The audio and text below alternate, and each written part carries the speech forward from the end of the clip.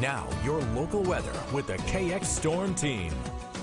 Well, we've got a sunny but very windy Thursday on tap, and then we'll change over to some rain and snow for the weekend. I'll touch on that in just a second. First, we're going to take a live look outside to the capital city here. A nice quiet morning. You can see the Capitol lit up there in the background as you head out the door this morning. In the Bismarck-Mandan area, temperatures right around 40 degrees. Winds are still light out of the west, southwest at 5 miles an hour. Humidity at 70%.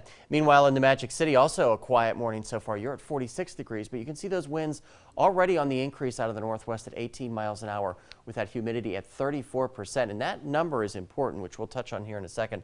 38 degrees. Good morning to our friends in Dickinson with west winds at 8 miles an hour. And in Williston, you're at 47 degrees with 42% your humidity right now. Temperatures elsewhere across the region are kind of all over the place. You can see 30s to the southeast, but further to the northwest, upper 40s. So depends on where you are in terms of what your temperatures are this morning.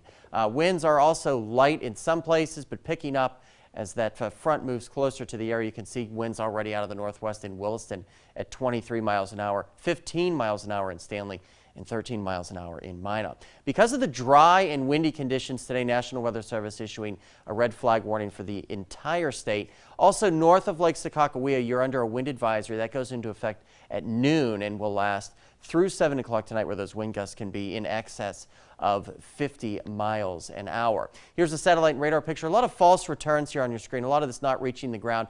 Might have had a couple of raindrops hit the ground up around Williston, but you can see that's where that cold front is leading to the leading edge of those stronger winds, and that front will be sliding its way across the region today, and once it does, those winds will be on the increase. I'll show you just how strong here once we get through precision cast.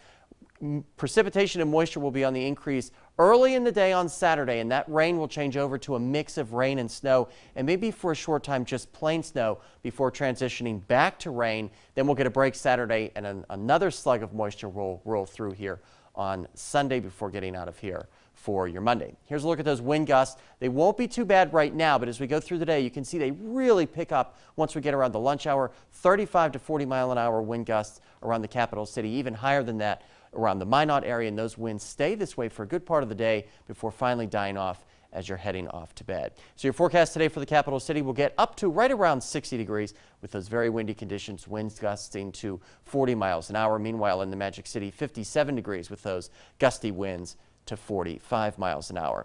Here is a look at your extended forecast for the Williston area. Sunny today and tomorrow, and then a sloppy weekend, unfortunately, with that rain and snow mix, and then cooler conditions return for your Monday.